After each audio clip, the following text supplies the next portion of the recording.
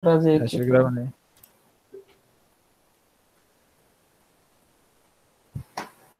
Vou trazer para cá. Primeiramente, boa noite a todo mundo. Agradecer a presença das Vou fazer só aquele merchandising gente. né, pra triunfar, né? Nossa, bacana, daquela apresentaçãozinha de Pois como é, ninguém te Rocha. conhecia isso aqui. Pode começar aí. Olha lá. Boa noite, galera. Sejam bem-vindos Hum? a mais uma palestra do nosso evento, o ITIS 2020.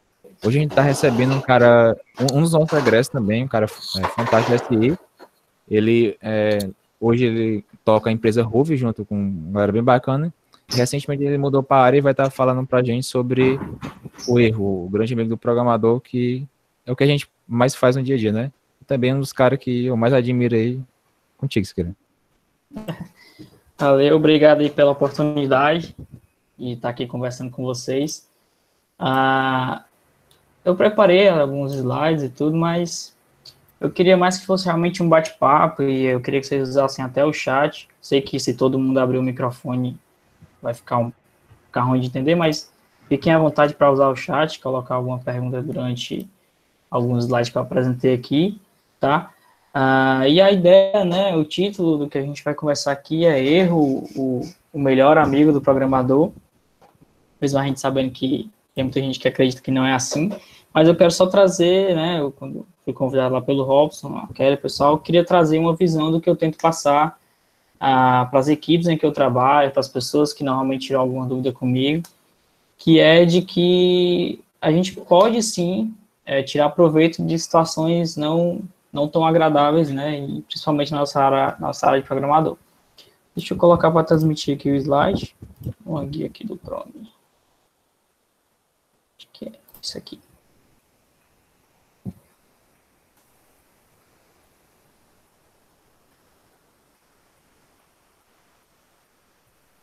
Não sei se já está indo. Já sim, Siqueira, já tá. Já, né? Já está aparecendo aí, né? Certo. Então, como eu estava dizendo, a ideia é a gente falar, né, sobre o erro, que seria o nosso melhor amigo. E aí, esses slides, essas ideias são algumas ideias malucas minhas, certo? E vamos ver se vocês vão aceitar. Como o Robson falou, né, já deu a introdução, mas eu queria só comentar quem está aqui falando abobrinhas para vocês. Eu sou o Luiz Siqueira, em alguns lugares chamam de Siqueira, outros lugares de Júnior, mas é a mesma pessoa. Eu frequentei a UFC entre 2011 e 2019. Nesse período eu consegui me formar em SI, mas o mais importante foi ter passado esse tempo lá, ter aprendido bastante coisa legal.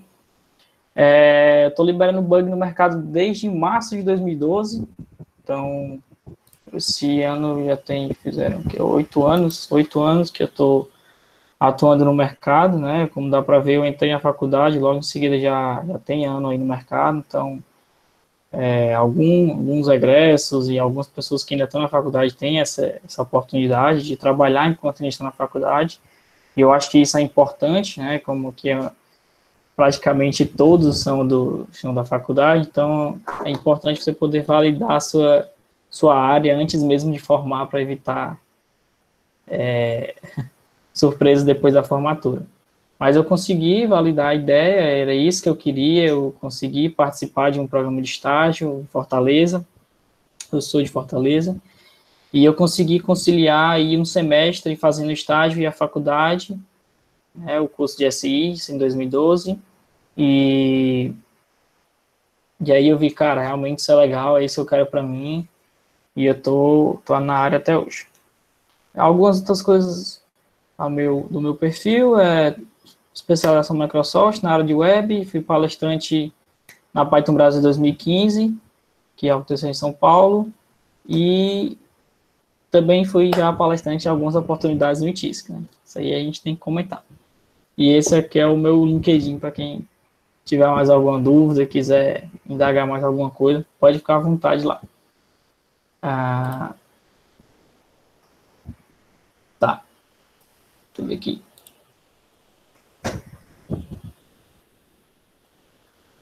Acho que eu cancelei aqui, hein? Tu cancelou aí o compartilhamento, Siqueira. Peraí, deixa eu voltar aqui. Sem pressa. Tá ao vivo aqui, mas na edição, como mágica, vai estar tudo... A mágica corta, né? A mágica corta. A mágica, eu vulgo Ivan News. Tem uma galera boa aí. Vou voltar aqui. Tá. Vamos lá, né? E aí, a ideia é a gente responder basicamente essa palavra, né? O que é que o desenvolvedor ele precisa fazer para não errar? Eu queria ter conseguido ampliar mais os slides, ter preparado melhor o texto para eu dividir dos públicos, né? Assim, quem quer seguir a área acadêmica, quem só quer terminar o trabalho da faculdade e quem quer ir para o mercado. Mas eu não consegui, mas acredito que a gente consegue ainda fazer uns paralelos e nas perguntas vocês fiquem à vontade para colocar o ponto de vocês.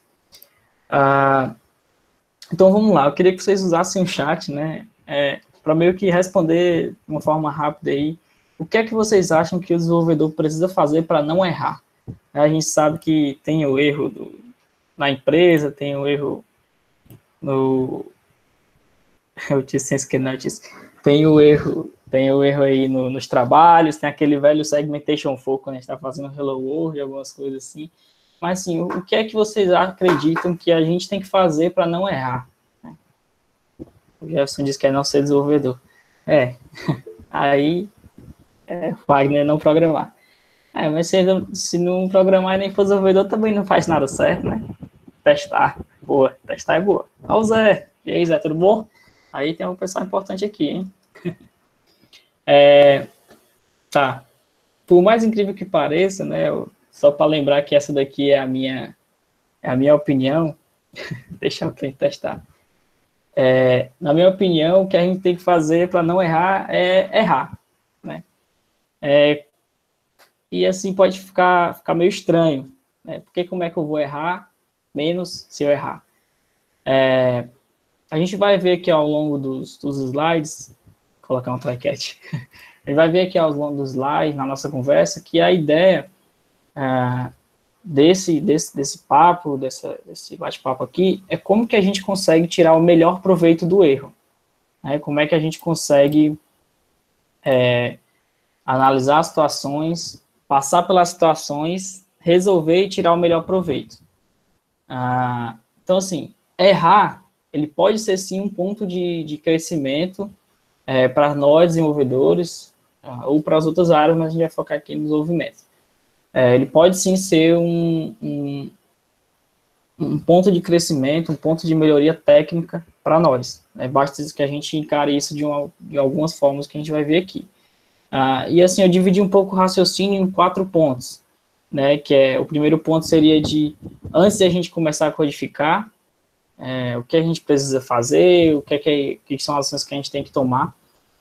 O segundo ponto seria aquele momento onde a gente se depara com um bug, nós estamos programando e encontramos um bug muito grande que a gente não sabe, ou apareceu um bug, né, de um outro chamado, uma outra feature que já existia. Então, o que a gente precisa fazer nesse momento? O terceiro momento seria como que a gente, no momento que a gente está resolvendo, o que a gente poderia fazer durante esse momento que está resolvendo para melhorar essa situação, tanto no presente como no futuro, e o pós-erro, né, que é a síndrome pós-traumática. O que acontece depois do erro? O que é importante a gente fazer depois que a gente já corrigiu, depois que a gente identificou, a gente passou por todas as etapas, o que seria interessante da gente fazer? E aí, seguindo essa linha, o primeiro ponto tudo que a gente for codificar, o importante é sempre entender o motivo. Entender o que você está fazendo é sempre a chave. Você vai fazer alguma coisa, seja para um trabalho da faculdade, ou seja uma demanda no seu trabalho, remoto, presencial, ou da maneira que for, por que eu estou fazendo isso? Para quem que eu estou fazendo isso? Quando é que isso vai acontecer? Quando é que isso vai ser executado? Qual é a periodicidade? Quem é que vai usar? Enfim, entender tudo. Eu costumo dizer que, nesse momento, quanto mais criança você for, melhor. Eu até acho assim, que se as crianças de 3 anos pudessem ser programadores, eles seriam os melhores. porque os bichinhos perguntam tudo, e é meio que isso que a gente tem que ser. Eu acredito que a gente, nesse momento, diante de codificar, a gente tem que ter tudo de informação para guiar o nosso próximo passo, que seria o de fato codificar. Então, é meio clichê, mas é aquela coisa onde se aprende lá em programação, o básico, que é eu ter tudo às mãos, né? A técnica de ter tudo às mãos. E às vezes não são só as ferramentas, não são só os ifs que eu tenho que fazer, é o motivo, é o porquê que eu vou colocar esse if. Então, eu acho que o primeiro ponto quando a gente vai começar a codar, é entender o porquê, o quando, para quem, tentar entender mais daquela demanda, né? E aí, isso aí vai levar a gente a um próximo ponto, que é que o todo são pedaços.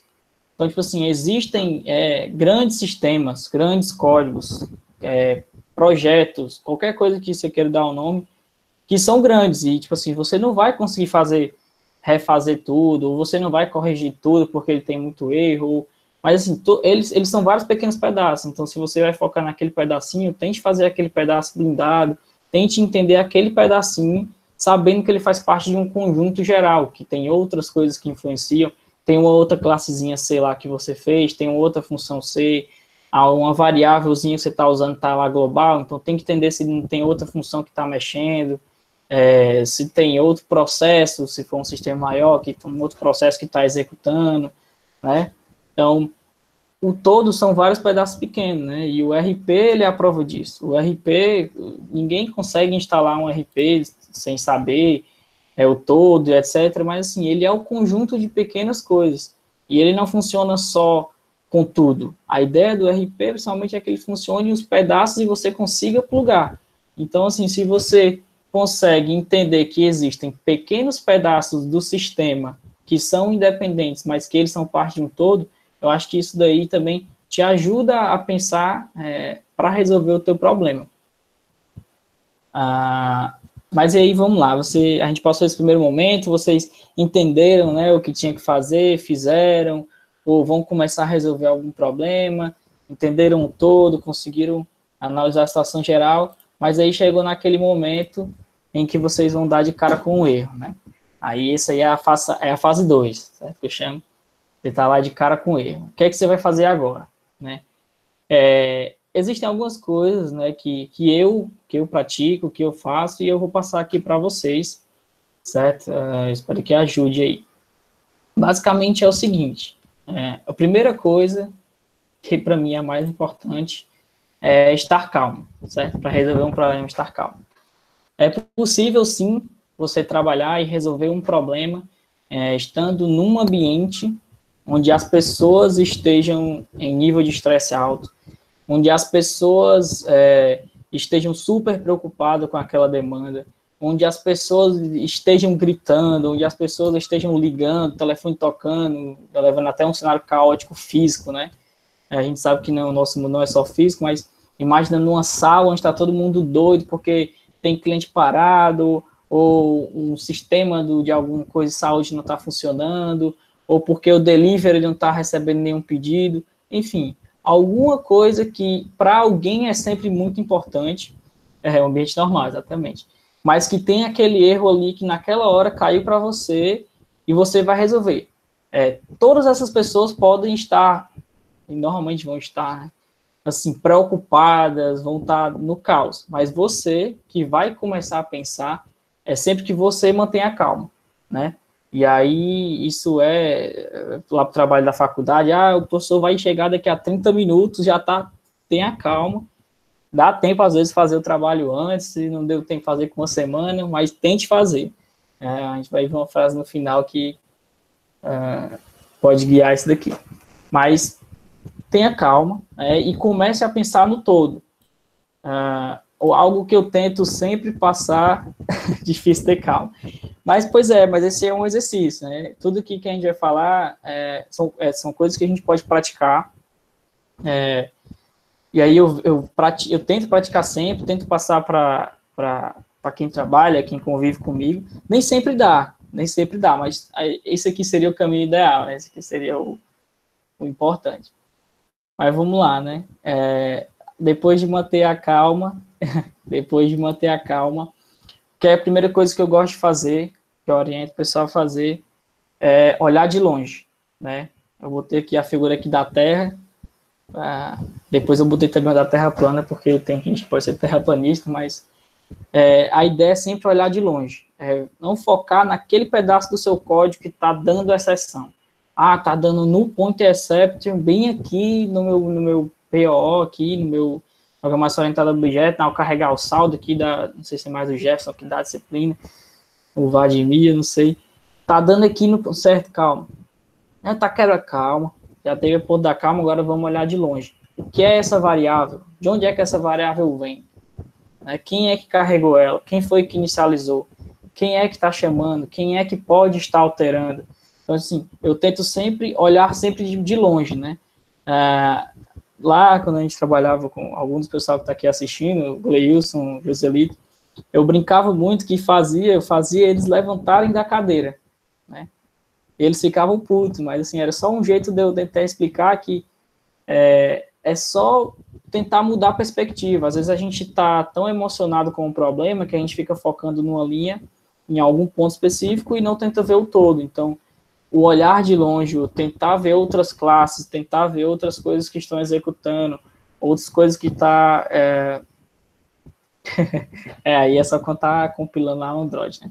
Tentar entender outros pontos que podem impactar naquilo é interessante. Então, eu faço o exercício de me levantar da cadeira, tentar ver não como desenvolvedor, fico de pé olhando para o meu computador, tentando pensar no fluxo todo. E assim, às vezes, só o fato de você já levantar, você parar para tomar uma água, já que você já está ali emocionado, no meio do caminho você já resolveu o problema assim pensando, mas esse ponto para mim é importante, né? E aí você vai conseguindo identificar o que é que pode estar interferindo no que é que não está, né? E aí depois que você faz isso, exatamente, é oxigenar o cérebro, e ter a perspectiva diferente daquilo. E depois que eu faço isso, qual é o próximo passo? Eu tento listar e isolar os problemas. Se eu tenho dois sistemas, um manda dado, outro recebe, e esse que recebe é o que exibe. Tá lá no final da ponta lá, o cliente está dizendo que está vendo errado. Está vendo o dado que não deveria estar vendo. Eu tento ir, busca binária. Vou até a metade do caminho. Qual era a informação que tinha bem aqui? Eu vou dizer que esse lado do sistema não está errado. Quem está errado é esse. Então, eu vou olhar aqui, tá vendo como você está mandando errado? Não, tá não, você está mandando certo. Sou eu que estou fazendo alguma coisa errada. Então, eu vou pegando a outra parte. E depois que esse dado chega aqui, o que é que está acontecendo? Então, eu vou isolando e... Não, o problema não está aqui. O problema não está aqui. E aí, eu vou buscando pontos, né? Fazendo todo o fluxo. E aí, vocês podem ir mapeando as funções que são chamadas no C, se é um ponteiro, se é a classe, quem instancia. Fagner, normalmente, como a gente trabalha no back-end, a gente é o primeiro culpado. Então, ao se tratar de um sistema web ou aplicativo, ou o que seja, a fronteira mais rápida para definir são as chamadas de API, né, um pouco mais tecnicamente falando, mas isso às vezes pode ser dentro de um mesmo sistema, módulos dentro de um mesmo sistema que a gente pode fazer essa separação, seja dentro do mesmo sistema lá no front ou dentro lá do back-end. Tá. E aí, no caminho, você fazendo essa separação e identificando, isolando os problemas, você pode achar outros culpados por outras coisas ou dessa mesma coisa. Né? Você pode encontrar tanto ações que poderiam acontecer e gerar o mesmo problema, ou você pode encontrar já de cara caminhos, fluxos que poderiam, dessa vez o estagiário capô da culpa. Faz parte, mas ninguém sabe se foi ele que mexeu nessa parte, né? Você pode achar um outro fluxo já de cara ali na leitura, na interpretação semântica, né, que é você contar o seu código, você explicar o seu código para você mesmo, falar ele em português. Você pode sim encontrar um problema de uma outra coisa, e aí, às vezes já dá para resolver ele na hora, às vezes não dá, você lista, vai para o backlog, ou já sinaliza para alguém que isso pode acontecer no futuro, ok, mas aí, o que eu queria deixar claro nesse passo vamos listar e vamos isolando os problemas, vamos fazendo aqui uma busca binária, ou que seja, pegando os pedacinhos, esse pedaço está show, esse pedaço está show. A gente sabe que nem todos os casos hoje, né, em todos os sistemas, principalmente de empresas, às vezes mais antigas, né, a gente consegue ter um sistema com teste unitário, teste de integração, etc, etc, que seria o cenário ideal.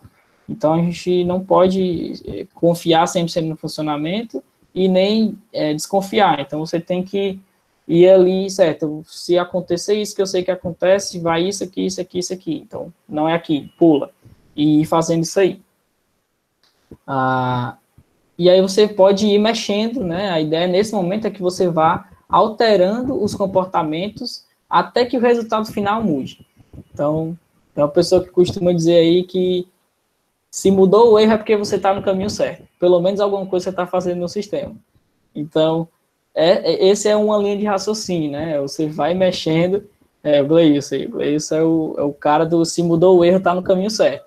Você vai mexendo, se você não tem um conhecimento todo, se você não sabe resolver de cara, muda os comportamentos. Se for assim, vai mexendo, vai atualizando, vai até você entender o tudo. Então, esse é o cenário, então por isso está acontecendo isso. Tá? E aí, ok, você listou, isolou os problemas, conseguiu identificar onde que era e etc. Aí vem um ponto importante, né, que é onde é uma coisa onde o erro pode ser já nosso amigo, né, que é durante todo esse processo, você vai deixando vestígios. Você vai construindo o próximo erro, né? Se você identificou naquele pedaço que você isolou que poderia ter alguma coisa errada, coloca uma mensagem de exceção, alguma coisa, coloca alguma coisa no log, nem que seja um print, entrou aqui, mas estava menor do que era para estar. Alguma coisa, vai deixando um log, se for um sistema maior, por exemplo, coloca lá no centro e coloca um log de warning lá no New Relic, coloca alguma coisa para te ajudar a resolver a próxima vez. Isso pode ser desde algo técnico, como colocar log, colocar debug, disparar um e-mail, fazer uma coisa, como documentar, escrever um e-mail para você mesmo, às vezes é uma solução. No caso tal, o problema foi esse, foi resolvido assim. Às vezes você é um freela, alguma coisa, e você não fica com aquele assunto na sua cabeça, repetindo, então você vai esquecer, isso é normal. Você tem que ficar treinando o cérebro para lembrar. Se você não está treinando, você vai esquecer. Mas você documenta isso, você coloca esses registros e vai deixando lá os breadcrumbzinhos, você vai deixando as migalhas, para no futuro você achar mais fácil. E aí, a ideia, né? Você tem que gostar do próximo, né? Seja a próxima pessoa ou o próximo erro. Assim, pode ser que seja você que vai resolver, então deixe o mais simples possível para você encontrar o próximo erro.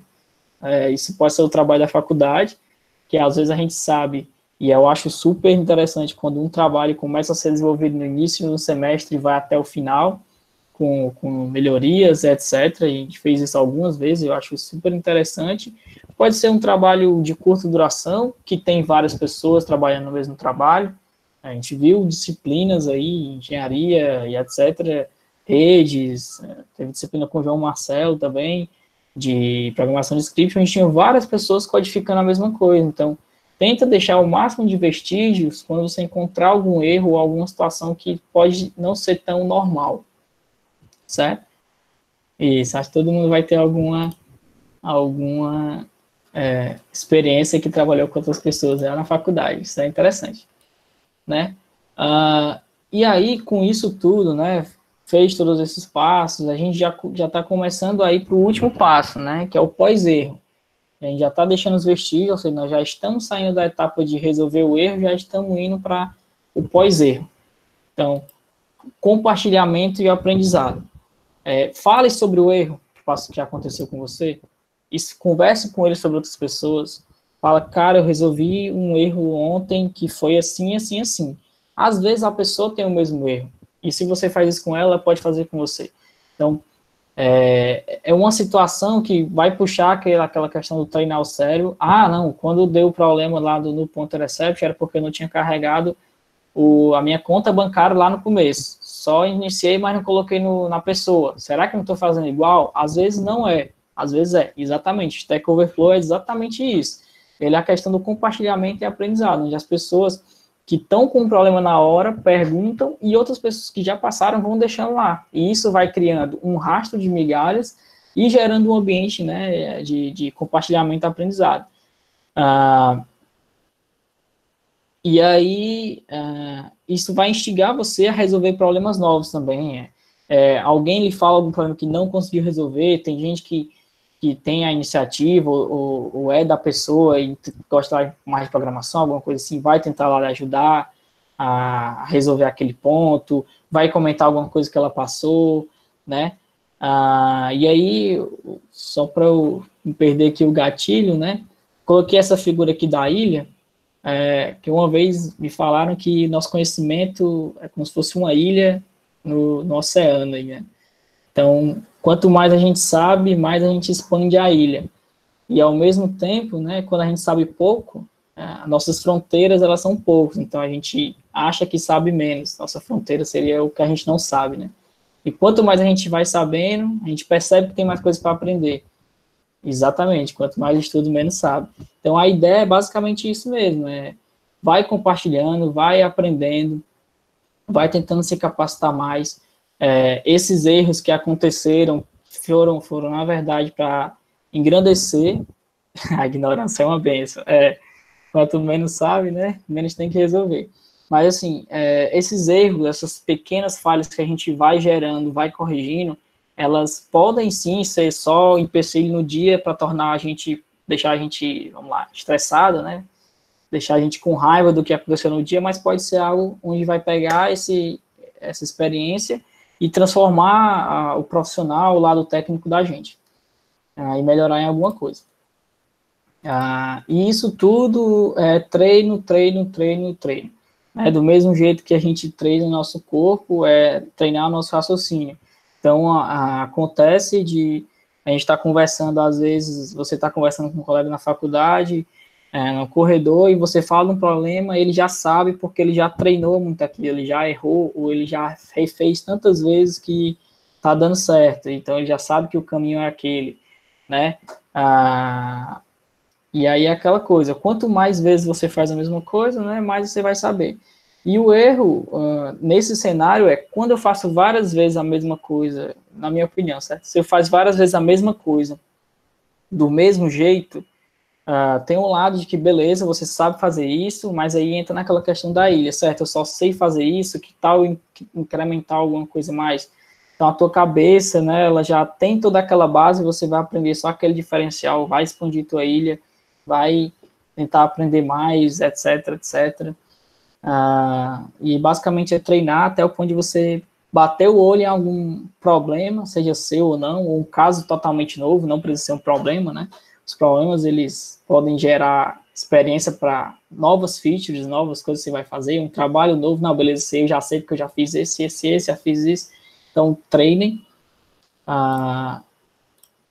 E aí, em resumo, né? Sempre vão existir os erros, seja porque, não só porque, né, a gente codifica errado, mas porque requisitos mudam e as operações mudam, e algo que está certo hoje pode não ser certo mais na frente, né?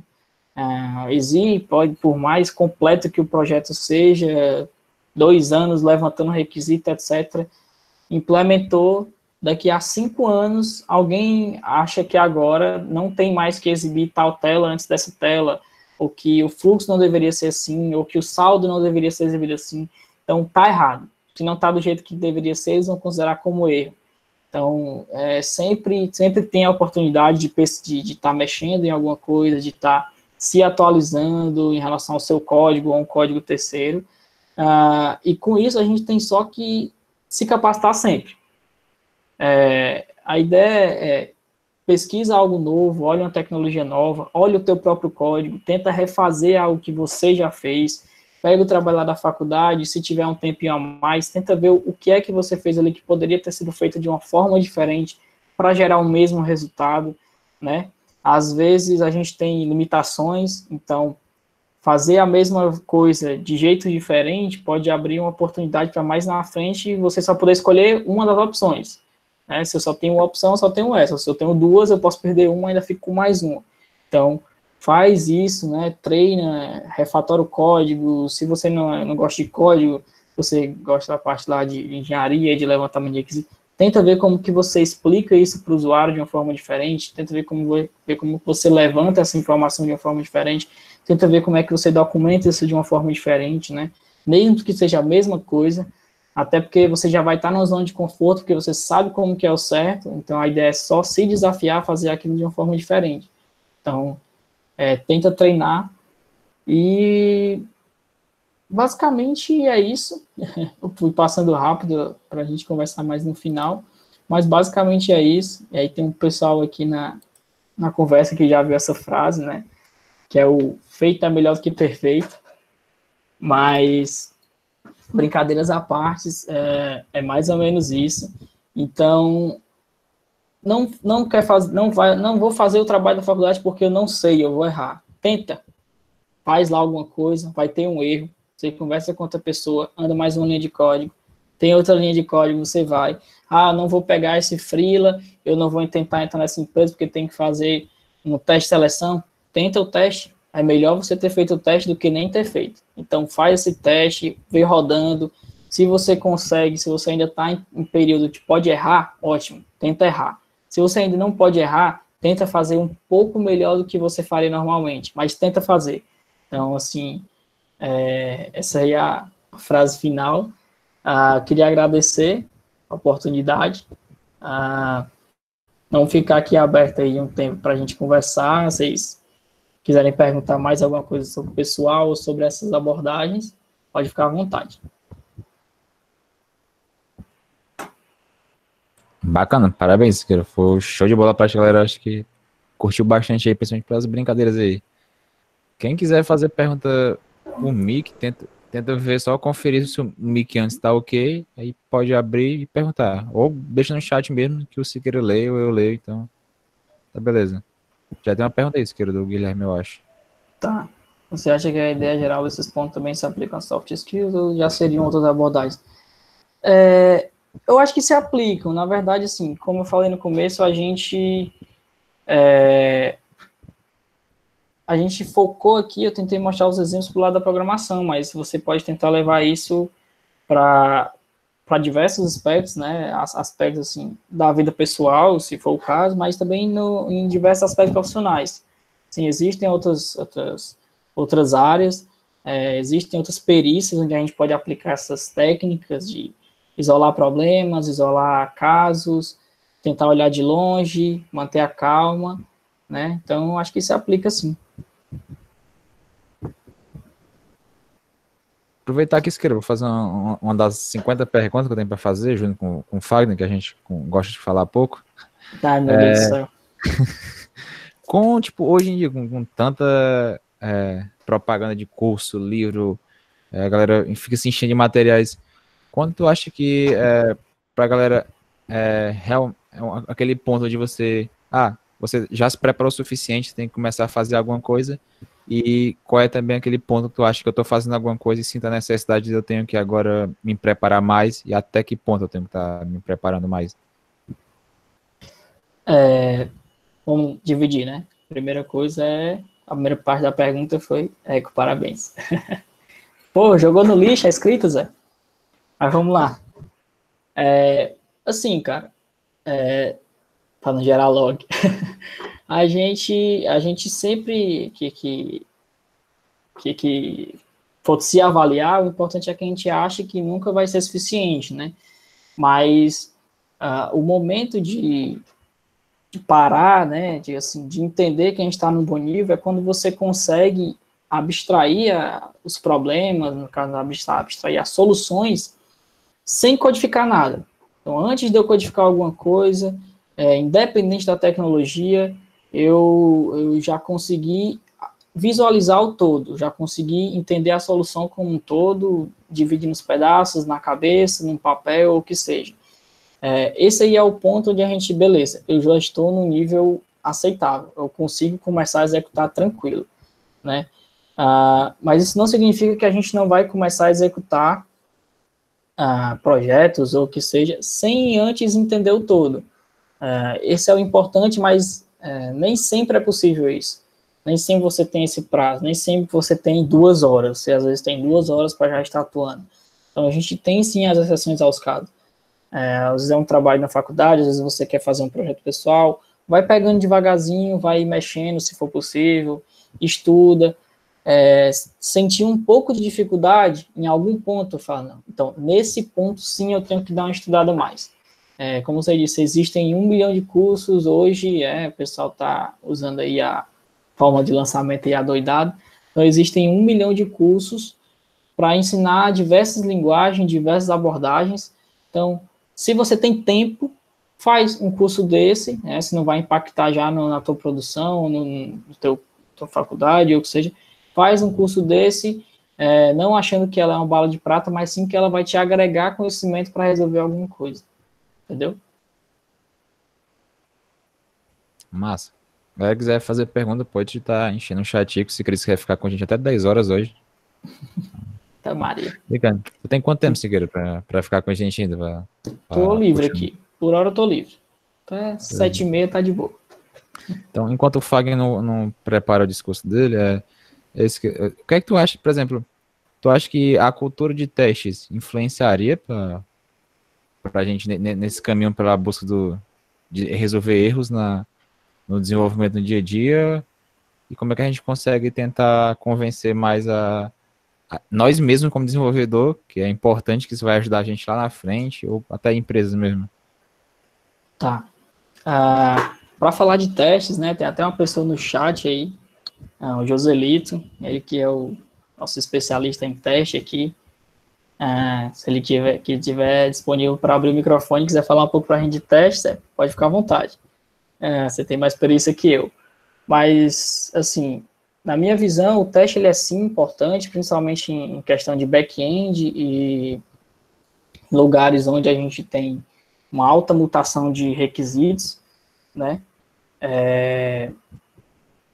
E para a gente, ajuda a gente a entender o código que a gente está fazendo, né? Se você não for olhar para o resultado final, assim, do que é que a empresa vai fazer e tal, falando só da pessoa que está desenvolvendo, o teste ele vai te ajudar sim a entender o que você está fazendo, a encontrar os seus erros de uma forma mais rápida, e você fica condicionado, né? Quando você tudo é prática, né? Então, quando você pratica tanto o teste em teoria, você já fica condicionado à resolução de erros.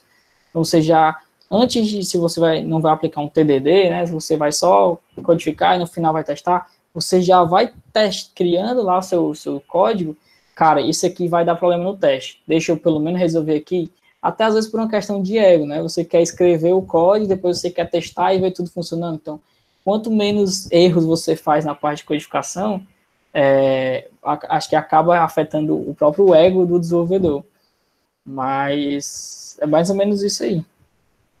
Massa. Tem umas perguntas bacanas no chat agora aí. Começando lá pela Kelly. Ela fez uma pergunta lá no começo, depois Emerson, e aí vai. Tu quer ler? Ou quer que eu ler pra ti? Vamos lendo aqui juntos. Pergunta aqui da Ana Kelly. Depois de estudar e tentar fazer alguns projetos, quando perdeu o medo de tentar um projeto? Essa é uma pergunta que algumas pessoas fazem, né? Que é tipo assim, qual é o momento em que eu estou pronto para começar algum trabalho remoto, um freelance, alguma coisa? Existem hoje diversas plataformas para trabalho remoto e a gente sabe que, querendo ou não, é um pouco difícil entrar. Então, assim, é tentar com coisas pequenas, realmente. Não porque, se eu errar o impacto vai ser menor, mas é porque é mais fácil você começar a execução. Você, às vezes, num projeto pequeno, você tem mais proximidade com as pessoas, você começa a entender a execução do que é algo rodando de verdade. E aí pode ser pequeno no sentido de o que você vai fazer, às vezes preciso de uma tela que lixe aqui o que foi comprado nos últimos meses. Eu já tenho o serviço, está aqui a tela, você faz? Show, faz. Pode ser pequeno em relação ao negócio todo, eu preciso só de um sistema para dar o controle aqui dos horários do salão de cabelo aqui do meu bairro. Chega lá para a pessoa, tenta conversar. A gente sabe que hoje todo mundo quer aproveitar do que a tecnologia tem a oferecer, mas nem todo mundo tem dinheiro para pagar grandes soluções ou o que seja, né? E às vezes começar com essas pequenas empresas ou pequenas features numa empresa grande, acho que já vale a pena. E aí é o contato com pessoas que já estão no mercado. Cara, eu tô no semestre tal, eu tenho isso, e aí tem alguma oportunidade para mim aí? Ou, cara, tem algum teste da tua empresa? É uma coisa que eu recomendo muito, se você conhece alguém que está na empresa, vocês têm algum teste para entrar? Tu poderia me passar? Porque isso já mostra um pouco, né? Os testes, normalmente, eles mostram um pouco do que é a realidade da empresa.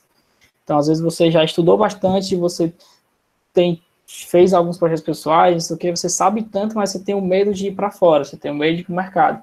Acho que vale a pena bater na porta do mercado mesmo, entender os testes, se oferecer, fazer um site institucional para um conhecido e tal, no começo, e depois você vai ver que as coisas vão acontecer naturalmente. Você vai tanto ficar tranquilo em executar as coisas, né, não tem mais aquele medo de bater uma empresa grande, em fazer uma seleção lá, como as coisas vão acontecer mais naturalmente mesmo. Deixa eu ver aqui. Bacana. Tua Khan deu uma congeladazinha aí pra gente, mas o áudio tá ok. Tá. Qualquer coisa eu abro a porta aqui.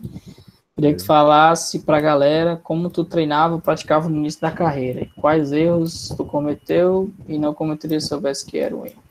Tá. O que você falaria pro Siqueira de 18 anos? Vai estudar e jogar bola.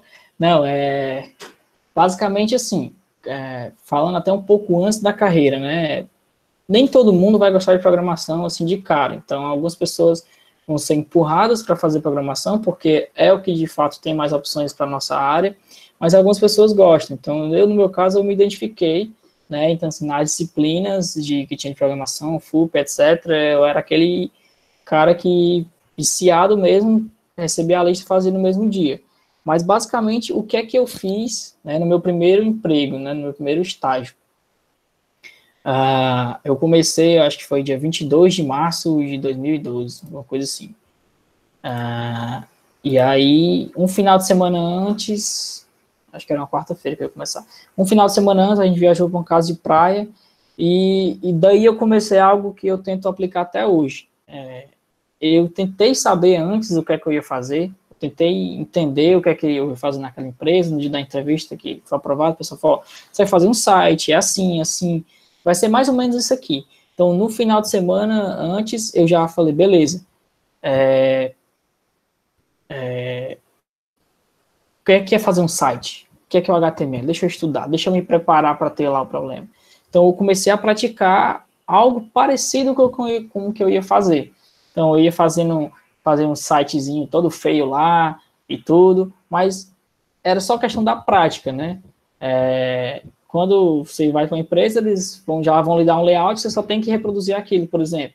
Mas eu fiz lá o meu site, eu sabia como é que faziam os botões, eu sabia como que eu fazia um menu, eu só não sabia como é que deixava bonito, mas eles respondiam isso. Então, tipo assim, eu tentava praticar o que eu iria fazer no trabalho, né, ou coisas da universidade, me antecipando.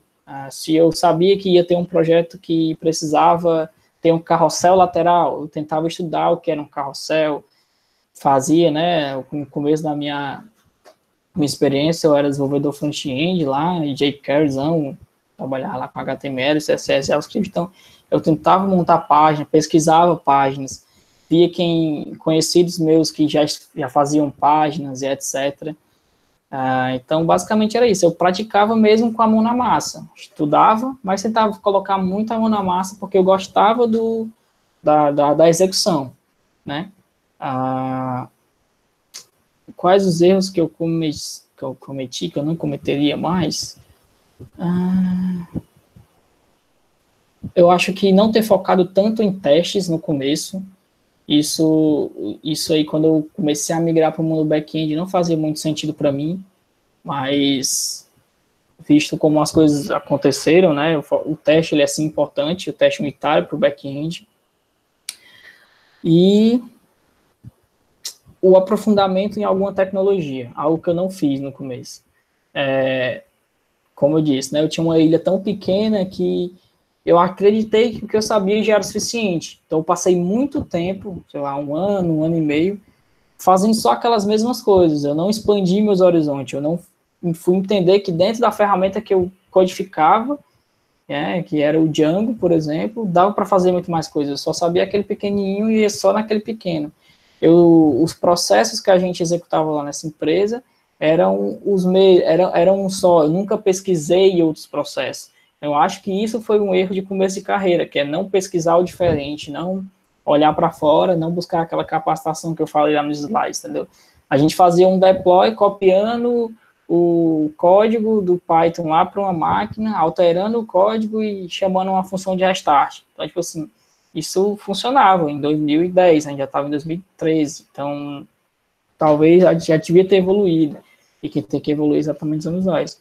Mas eu acho que é isso, o erro principal do começo que eu cometi foi não buscar o diferente, não tentar me capacitar ou tentar entender que dá para fazer as coisas diferentes do que eu estou fazendo. Aquela ideia do, eu já sei fazer isso, como é que eu faço a mesma coisa de um jeito diferente, só para eu ter duas opções. Alguma experiência tua mudou a forma que tu pensa sobre os erros? Assim, a moldagem ela foi sendo feita assim, ao longo dos anos, né? Eu trabalhei, posso nem dizer trabalhei, né? Eu trabalho há muito tempo numa empresa aqui do Ceará, né? Que é a Polybras, e a gente passa e vê do lado, né? Na cadeira do lado, pessoas com dos mais diversos tipos dos erros. E aí eu fui tentando entender, fui tentando criar na minha cabeça uma forma de ajudar todo mundo, de me ajudar e tal. E aí eu acabei montando esse pensamento, né, essa linha de raciocínio, como disse o Gleilson, esse mind map, para poder resolver esses problemas, tentar entender esse todo. Mas, assim, eu acredito que é só o tempo mesmo, não tem uma experiência específica, mas sim, assim, um conjunto de coisas que vão acontecendo e você vai entendendo essa questão toda. A pergunta do Javel Queiroz. Alguém tem mais alguma pergunta para a gente aproveitar nosso tempo aqui do nosso pai aqui? Vai dar. Fabiano, tu quer perguntar alguma coisa? Sem brincadeira, dessa vez, sério mesmo. Não, cara, tranquilo. Para mim foi muito bacana ter esse papo. Admiro muito esse cara. Um dos motivos de eu ir pro mercado foi esse cara também. Esse cara olhou para mim e disse assim, Marcos, vai pro mercado, vai ganhar dinheiro. Tô aqui tentando, né? Cuidado, mas tem a galera da academia aí. Não, mas assim, tá sendo... Então, Emerson, uma pergunta.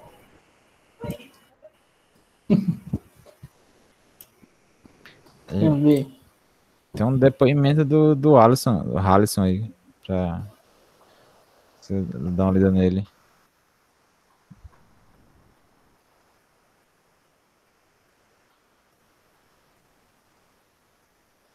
Tá.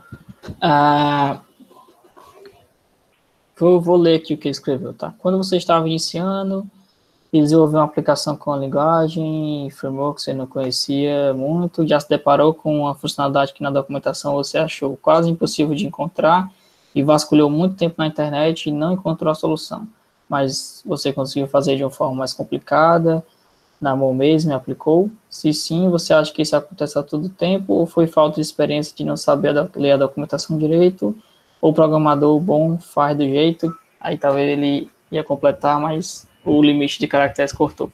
Eu acho que ele completou embaixo, ele tem um próximo texto dele. Tá aí, né? Faz do jeito que sabe, o que acham disso. De implementar com a lógica de vocês sem ser usado métodos prontos, mais fácil, limpo da linguagem ou do frame, porque você não encontra na busca. Uma coisa importante, né, Helena, uma coisa importante é assim, a gente tem que aprender a perguntar, né? Sei lá, 8 anos atrás, talvez a gente não tivesse o poder de resposta que a gente tem hoje, mas hoje a gente já tem um pouco melhor, então a gente tem que cada vez mais aprender a perguntar. Quando você faz a pergunta certa, o Stack Overflow está aí para isso, mas quando você faz a pergunta certa, é mais fácil você entender aquilo que você queria perguntar. Então, assim, o que acontece às vezes? Às vezes a gente não sabe um termo. assim, você não sei o termo específico disso que eu quero perguntar, então você sai pesquisando por outras maneiras, aí você pega uma threadzinha de alguém falando lá o que você acha que é parecido com o que você quis fazer, aí você sai rabiscando, e às vezes pode ser que realmente não esteja pronto naquele framework que você quis. Às vezes realmente você está querendo que o framework resolva algo que é da camada, da sua camada de lógica lá da sua aplicação, algo específico, da sua regra de negócio. Mas, na maioria das vezes, isso não é verdade. Assim, 90% dos casos já está lá. São raros os casos em que a gente tem que criar algo novo no framework. Às vezes, você tem que combinar duas peças de um framework para ter aquilo que você queria, mas provavelmente já estaria lá. Mas, assim, quanto mais você usa um framework, você se aprofunda, aí você iria entender, né, que existem duas peças que se encaixam no que você dá, mas não é de todo errado a gente meio que fazer na mão algo que eu acho que eu não achei. Por quê? Fazendo isso, você acaba entendendo, você acaba criando e entendendo o que é que de fato tudo está fazendo ali. Você não... eu vou fazer aqui um ORM porque eu não achei nenhum que é bom. Certo. É sua opinião, existem 1 milhão de ORMs aí e podem resolver seu problema. Aí você começa a construir você constrói e depois você vê um que faz praticamente o que você acabou de construir, só que validado por algumas outras pessoas, e aí você pensa, será que vale a pena migrar? Será que não vale? Era um projeto pessoal? Não era? Mas tudo é aprendizado, então você vai aprendendo a perguntar. Agora eu sei que eu queria fazer um ORM, né? Era um negócio que gerenciava os bancos, as tabelas não, era um ORM que eu queria fazer, então você já vai pesquisar por ORM, já vai pesquisar por alguma coisa. Então, eu acho que assim, é válido, se você não encontrou, você não conseguiu perguntar, não conseguiu achar, existe a chance de não existir mesmo, você vai, cria, e show, aplica, resolvendo o problema, estando em funcionamento, tendo o menos erros possível, resolve, mas com o tempo, eu acho que essas coisas que não existem tendem a diminuir, entendeu? Com a experiência e com o aprofundamento na linguagem ou nos frameworks, o que não existe tende a diminuir. Normalmente você você tem algo que você não sabe, né? E você transforma em coisas que você sabe. Eu sei fazer essas duas partes e eu consigo construir aquela que eu não sabia antes. Mas é mais ou menos isso. Legal. A gente tem, acho que uma pergunta da Kelly, se não me engano, deixa eu ver aqui. Não, a pergunta depois do nosso Stack Overflow e Google.com, a gente tem o Alexandre perguntando quando é que você deixou de encarar o erro como chinês e passou a entender o erro? E qual a dica que você dá para as pessoas virem essa chave? Esse Alexandre é o Alexandre mesmo? É o Alexandre mesmo, lá da Ali. Tá. O erro como chinês, acho que ele quer dizer, é um erro que a gente não entende, né? Acho que eu não sei exatamente o ponto de virada de chave, não. Ela aconteceu naturalmente. Mas, assim, é exatamente importante o que ele disse, que a gente falou lá no caminho, lá nos slides, né? Que são a questão das migalhas e do conhecimento. Deixe as migalhas, né, entenda que existem migalhas, entenda que existem pessoas que passaram por esse erro, troque experiências com elas. E construa os erros. O ponto que a gente falou lá de deixe as mensagenzinhas, quando acontecer esse erro aqui, suba essa exceção, ou dê esse print, ou faça o que for. E você vai entender que o erro, né, foi algo que outra pessoa construiu. E aí você vai começar a conversar com um código, fazendo a leitura ou não, mas você vai entender que cada erro, ele quer dizer alguma coisa. Quer dizer que você não instanciou uma variável, você quer dizer que você não carregou certo o valor do banco, quer dizer que você está compartilhando a mesma região de memória para quem trabalha lá no baixo nível, mas tudo tem alguma coisa por trás. Então é só olhar de longe e tal, e entender que o erro está ali para melhorar você, né, a sua codificação. Show. Você tem algum método técnico específico que te mantenha produtivo quando está codando? Eu acho que isso aí é muito pessoal, né? Por exemplo, eu hoje trabalho home office, por mais que assim, o horário é livre, etc., tem aquela questão que todo mundo trabalha durante o dia, mas pessoalmente eu me sinto mais produtivo à noite, mesmo ficando um lixo durante o dia, né? Mas eu me sinto mais produtivo à noite, com todo mundo da casa dormindo, com o meu fonezinho, tocando uma música que eu gosto, de boa. Tem gente que gosta de estar tomando um café. Tem gente que só consegue se concentrar se botar um fone grande, enfim, eu acho que isso vai de cada um, né? Tem gente que usa Ritalina, enfim, tem gente aí, acho que vai de cada um aí. Assim, é você tentar entender como é que você fica confortável, né, para acordar. Mas tem O mais alguma risco de demissão, tem gente que imprime os boletos e bota do lado do computador, hein, como apoio do mouse. Aí passa o dia olhando. cerveja vale a pena. Esse que é, por exemplo, hoje em dia a gente tem muita solução pronta para praticamente quase tudo que a gente vai fazer, principalmente Django, pessoa que está mais acostumada. Mas em que momento tu chegou a ver, ou então tu acha que alguém pode chegar a ver que saber escolher uma solução certa para o seu problema e, por exemplo, eu cheguei nessa solução e ela não me atende. Como é que eu passo desse platô? Usar soluções prontas, eu posso, às vezes, tentar criar minha solução ou minha forma de resolver aqui, por exemplo. Uma coisa que eu tento pregar é que a gente não tem que criar os nossos negócios, né? Não tem que imaginar nossas aplicações voltada para as tecnologias que nós temos. Tem que ser o contrário. Nós temos que usar as tecnologias voltadas às aplicações. O que é que eu quero fazer? Eu quero fazer um pagamento pelo celular direto. Eu quero que o celular só leia o QR Code. Eu não quero assim. Eu quero que o celular seja um NFC. Eu não sei. Define primeiro o que é que você quer, depois escolhe e aí você vai ver quais são as tecnologias. Levanta as tecnologias que tornam aquilo que tu quer possível. E aí pode ser que já exista coisa pronta, né? Por exemplo, tem gente que me procura às vezes para fazer um sistema X, Y, aí antes de tudo eu explico. A pessoa pergunta, você desenvolve o sistema? Eu desenvolvo. Se não existir ou se for algo específico, eu desenvolvo. Se já existir, eu te indico, você fecha lá com o sistema sem nenhum problema.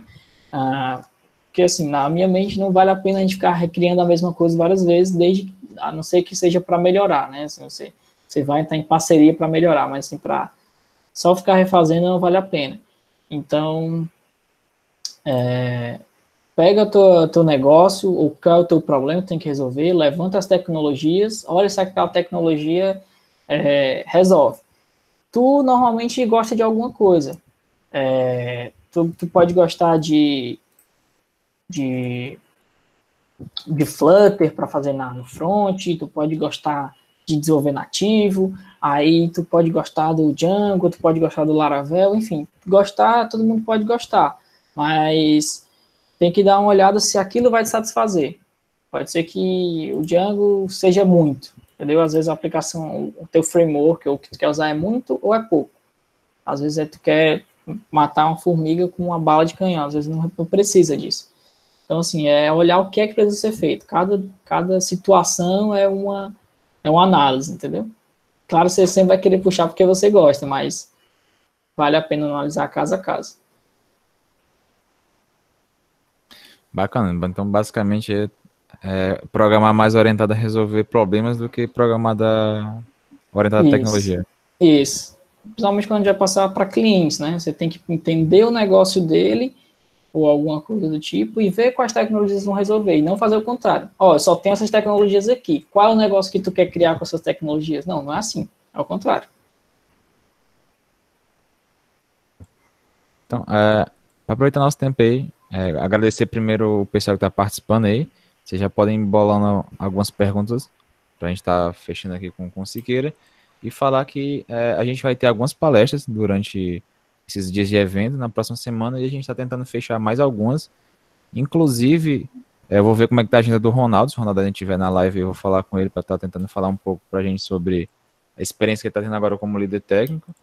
Mas dia 15, que no caso, amanhã a gente vai ter uma palestra sobre análise de dados e machine learning na área de saúde. A gente vai ter uma palestra dia 20, como trabalhar remotamente com o Hugo, que também é um egresso do campus e hoje está na Rocket City. E a gente vai ter um cara da USP palestrando sobre, se não me engano, não é esse daqui, não fechou ainda o título, mas dia 22 a gente tem uma palestra sobre processo de validação de ideias de produtos. Vai ser bem legal também. Dia 22 é com o Bruno. Hoje Com o Bruno. tá lá O na Bruno área foi também. o Bruno foi Isso. o Siqueira que mandou. Bruno Flora. Hoje é Product Manager aqui na área, e aí ele vai falar sobre o processo, né, de validação de ideias em produto digital. Assim, qual é o caminho que startups e empresas normalmente, né, estão seguindo agora o processo desde garimpagem até análise de usabilidade do usuário e como é que se está certo no tal, quais são as métricas, quais as ferramentas que eles estão usando. Enfim, é uma coisa meio louca. Eu achava que era só pensar e codificar e tava valendo, mas é bem interessante a palestra. Quem tiver a oportunidade de assistir, vai ser muito legal. Cara, sensacional. Acho que o pessoal não tá muito interessado em fazer alguma pergunta. A gente dá mais um tempinho para eles pensar. Se tu tiver alguma coisa para falar, para fechar, mas esperar uns 2, 3 minutinhos, ver se alguém bola alguma pergunta legal pra gente tá dando continuidade. Por mim, fica aí na abertura do pessoal. Ok.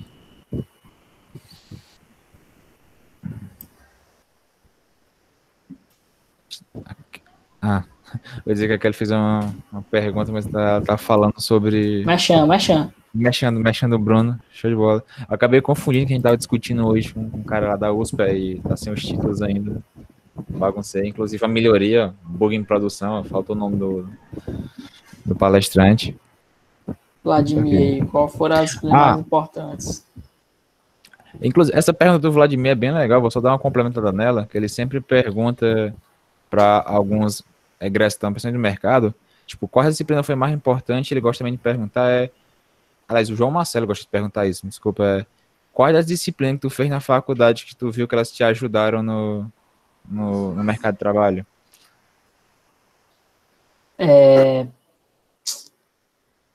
Assim, para mim, uma das mais importantes mesmo foi FUP, né? Foi a que me apresentou a área de programação e que me abriu um horizonte, assim, e eu mergulhei nela de cara, assim, estudei bastante. Mas tem o Sampler pedindo para participar, não sei para quem que aparece. Mas, vamos lá, deixa eu puxar aqui na mente. Teve uma disciplina que eu fiz com a Diana, não sei se foi engenharia de software. Qual foi, Fagner? O Fagner lembra, foi engenharia de software. Engenharia de software a gente fez junto. Foi com a Diana, né? Acho que ela foi importante. Eu consegui ver muita coisa que hoje a gente aplica, né? Então, assim, foi uma disciplina onde eu já tinha me afastado muito da faculdade e foi uma disciplina onde que na volta eu comecei a interagir com o pessoal do grupo, o pessoal do PET, então, assim, para mim foi importante, mas as disciplinas do começo, o FUP, uma disciplina que para mim foi, puxando para minha veia de programador, certo? Hoje eu pratico papéis de liderança, condução de time, mas eu gosto mesmo de desenvolver. Teve a disciplina que foi com o Vladimir, que foi o LIP, onde a gente teve a oportunidade de ver diversas linguagens, e isso, para mim, foi um ponto que me abriu a cabeça para dizer o seguinte: se eu abstrair o que fazer, o como existe em várias formas. Então, assim, se eu vou ser desenvolvedor e eu já sei o que é que eu vou fazer, o como eu tenho diversas linguagens e cada um vai me dar alguma coisa. Então, para mim, foi FIP, FUP foi a que abriu horizontes, mas LIP me deu um poder de abstração enorme. Banco de dados também com a Tiziana, acho que foi importante para mim, porque eu pratico hoje também foi importante. Cara, foi 9 anos de curso, não consigo lembrar de muita coisa, não. Mas foi basicamente isso. FUP, LIP e FPD. Foram talvez as mais decisivas assim, para minha atuação no mercado. E são disciplinas até assim, iniciais, né? Dos semestres iniciais. O resto acabou saindo naturalmente.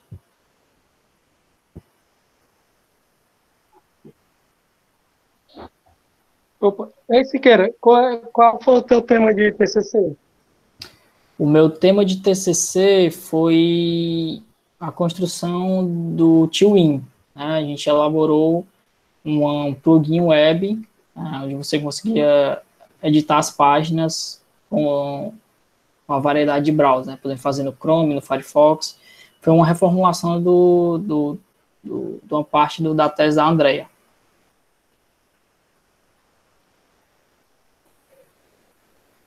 Bem prático mesmo, né? Foi um TCC prático. Eu acho. A Kelly. Sim, tipo, aqui na live a gente tem muita gente que tá. Acho que tu acabou já explicando durante a palestra, mas tem muita gente que tá bem naquele período perdido entre meio de semestre, começando e não sabe, ou então tentando sair já da faculdade. Tu acha que se tu fosse começar agora, talvez tu já tenha respondido isso, como tu começaria agora? Então, tipo, quais dicas tu daria para quem tá agora na faculdade, já meio perdido ali, como é que ele poderia começar agora? Tipo, qual seria uma receita que seria, como diria o nosso coach aí, receita do sucesso para ele seguir? Tá. Tirando aqui a experiência de SI, né? Ele é um curso amplo e todos os cursos são. Mas, assim, a primeira coisa que eu indicaria é tente se identificar com alguma vertente do seu curso. O curso de SI dá várias vertentes, o curso de redes dá várias vertentes, o curso de engenharia, os cursos de engenharia, né? E o curso de design tem várias vertentes. Mas você tem que tentar se identificar com uma vertente, pelo menos. Eu tive a oportunidade, né, como eu disse, de ir para o mercado com o terceiro semestre. Então, eu consegui colocar à prova se era realmente aquilo. Eu achei que era, mas eu consegui colocar na prova. Mas, assim, eu acho que se identificar com a vertente, se ver fazendo aquilo, procurar referências, ver pessoas fazendo, eu acho que isso dá um estímulo muito grande e você acaba identificando quais são as disciplinas que são diretas e as disciplinas que são indiretas, né? A gente sabe que tem disciplina que para programação é essencial e tem disciplinas que são complementares, mas que são necessárias, né? Elas não estariam no curso. Então, assim, eu acho que a principal dica que eu dou é tente se ver fazendo algo daquela área, seja administrador de redes, algo bem grande. Eu quero ser um gestor de TI, eu quero me ver fazendo gestão de TI, eu quero gerenciar uma empresa toda aqui, quero ser diretor de tecnologia. Então, vai estudar lá a parte de processos, estuda lá, não sei se é o Alberto que dá, estuda o que tem que estudar e aproveita e aprende as outras coisas, porque tudo é necessário, né, na área.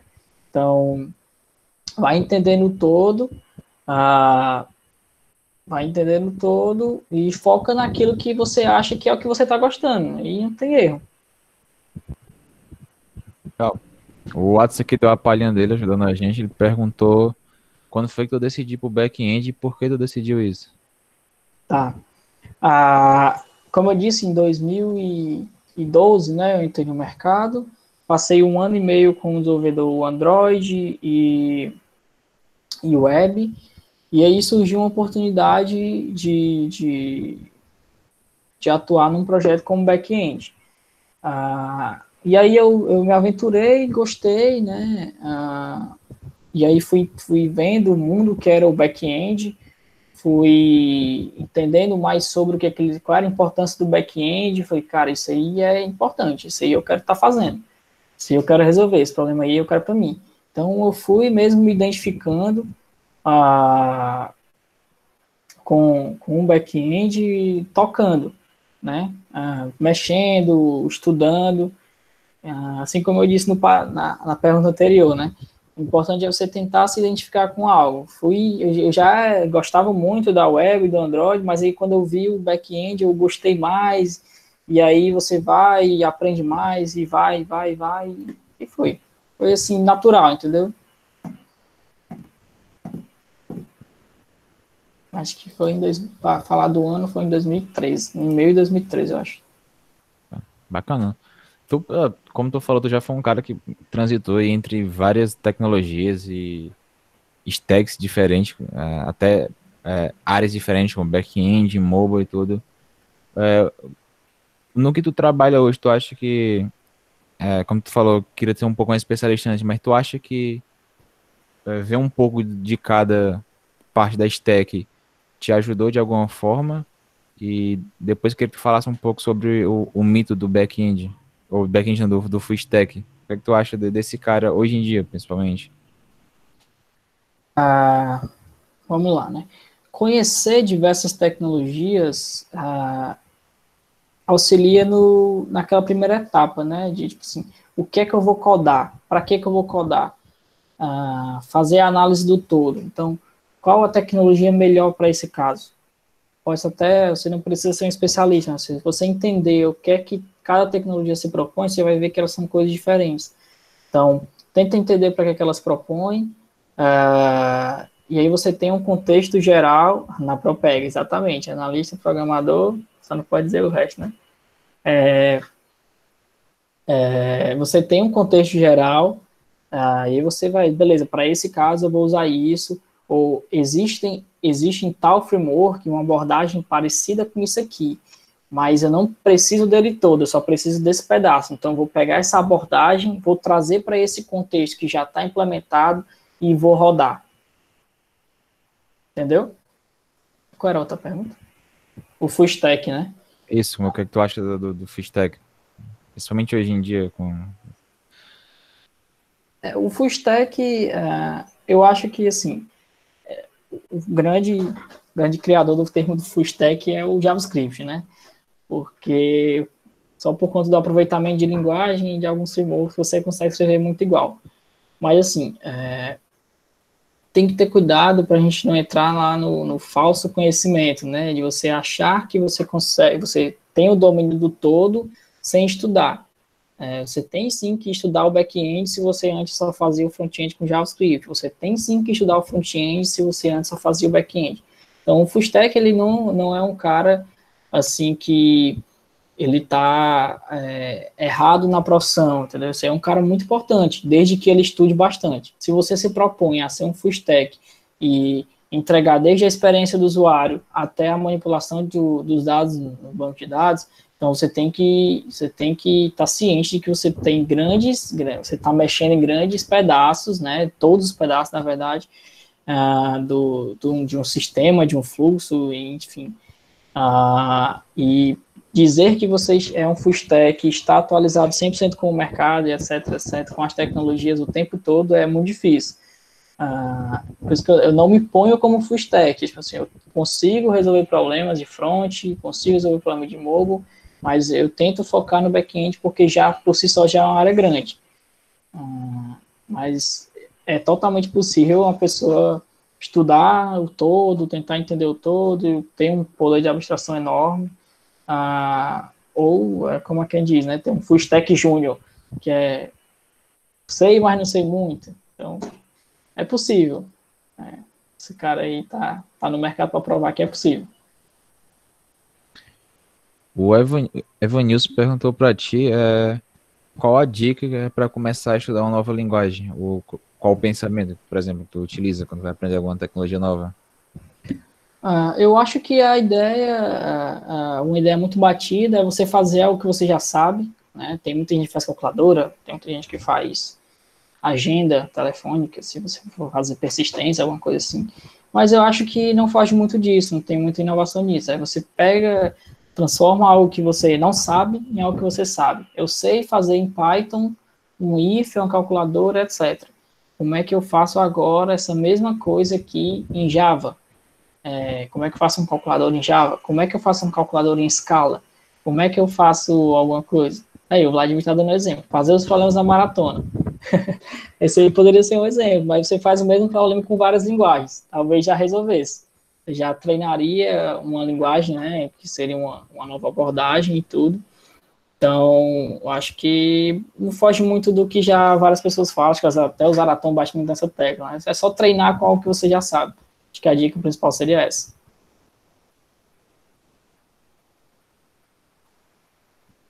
Então, comentando aqui algumas coisas no chat da maratona, eu acho. Deixa eu só falar aqui uma coisinha. Pode falar, Vlad. Robson. Siqueira, gostei muito aí da sua apresentação, você é muito calmo aí apresentando. Gostei muito, fala muito bem. Obrigado. O que eu ia dizer? Esqueci. Não, não, mais agradecer mesmo, porque você aceitou o convite assim, de primeira, né? E você aqui para os meninos aqui, você é uma referência, viu? Oxe, lá Exatamente. para o Sinto honrado aí. pessoal do PET lá. E Então, queria mais deixar aqui esse agradecimento, tá bom? agradecer não só por esse oitíssimo, mas também pelos passados. A gente não pode falar Ah, das horas, sim. mas, não pode falar das horas, mas ele estava lá ajudando a gente. Me Inclusive, lembrei aqui o ele. que eu ia Isso. perguntar. Vai lá.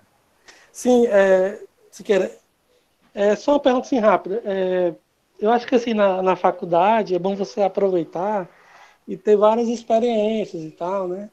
E eu vi que você sempre participou, né? Como voluntário, ministrando palestras, né? No ITISC mesmo, e em outras situações, né? Como é que, o que é que você diria? Qual foi a importância de participar dessas atividades durante a faculdade? É, Deu para entender a pergunta? entendi. Não, né? Entendi. Uma coisa que eu tento levar é, tipo assim, se você for fazer, se você estiver participando de alguma coisa, tente realmente participar, né? Então, frequentar as aulas é uma forma de participar, se envolver em algumas ações é uma forma de participar. E especificamente falando lá do curso, né? Hoje está bem maior, mas acredito que ainda existe esse sentimento. Acho que acaba todo mundo aí no campus, é um grupo só. Assim, é uma turma, né? Acho que não tem inimizade, nunca teve isso. Então, tipo assim, quando eu me voluntariava para estudar um assunto, o Adson já fez isso comigo em algumas disciplinas que a gente fez junto, de sugerir ao professor explicar alguma matéria nova, a gente fez isso em persistência, a gente levou lá um assunto novo, o Gabriel na época levou. Eu acho que sim, na verdade, você está contribuindo com seus amigos, né? Isso vale dar experiência para fazer isso para pessoas que você, de certa forma, não conhece, como foi o caso, por exemplo, na palestra lá da Python Brasil. A gente já tinha praticado tanto fazer transferência de conhecimento, dar uma aulazinha de 20 minutos, apresentar um trabalho, isso ficou tão repetitivo que pessoalmente isso ficou fácil. E em grupo isso eu acredito que acaba agregando bastante. Você ter uma pessoa conhecida, você ter uma pessoa de confiança, vamos dizer assim, falando ali alguma coisa para você, às vezes pode chamar mais atenção, né? Às vezes você acordou ali, mas você tem a pessoa de sempre que você vê tá falando alguma coisa, você acaba prendendo atenção. E eu acho que pessoalmente isso me engrandeceu bastante, entendeu? Porque eu me preparava para falar lá, então tinha aquele momento de estudo para falar na aula, tinha aquele momento de estudo para apresentar no ITISC, eu tinha aquele momento de estudo nos eventos que o pessoal fazia, que eu até tinha professores que faziam mini cursos, workshops, então eu gostava de participar mais porque eu tinha ali grupos de pessoas conhecidas, então isso acabou engrandecendo porque eu estava gerando conhecimento para o meu ciclo, e esse conhecimento, como a gente está num ciclo, né, ele volta para mim de alguma forma, então foi muito disso também, esse era muito o meu olhar na época.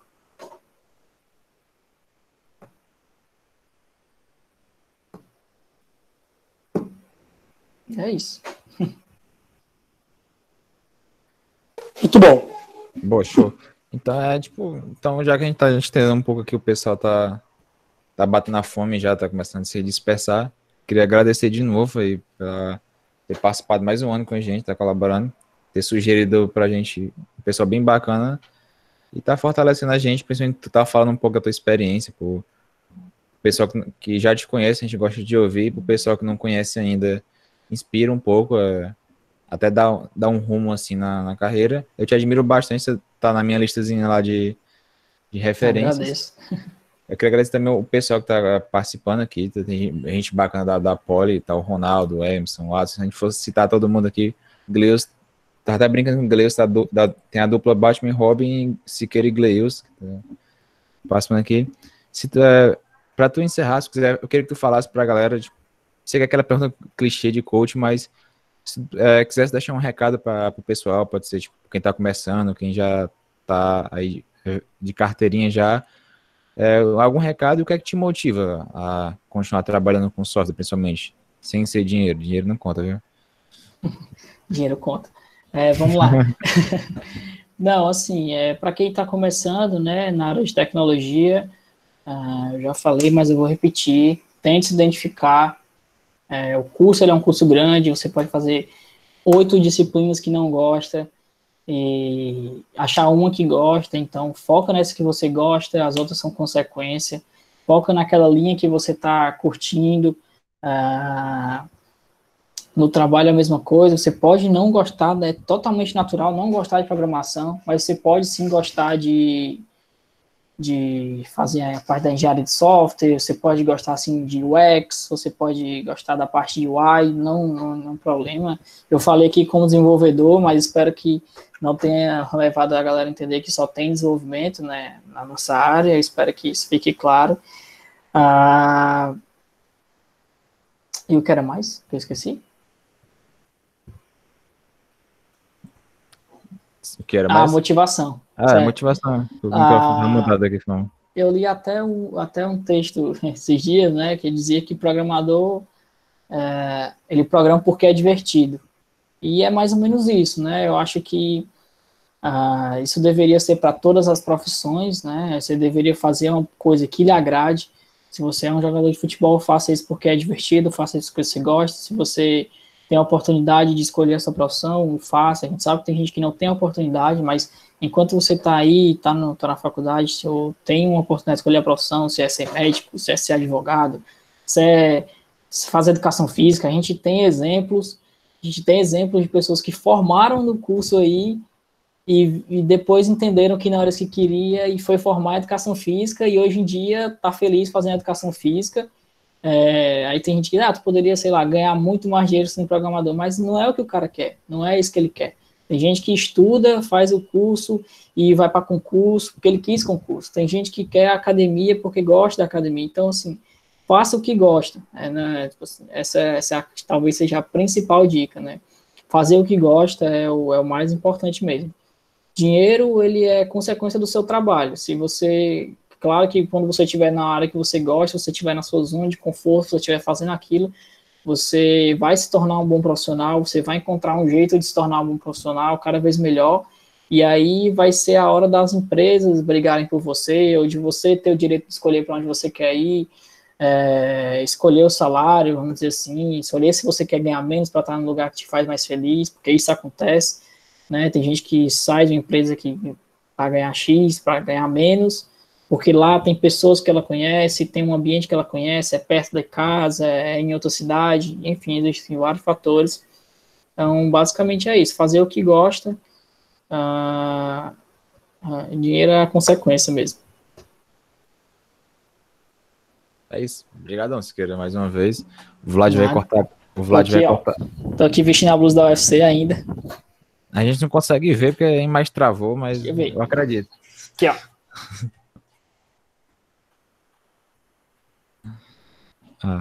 O Vlad vai cortar a gravação agora, mas quem quiser ficar na sala aí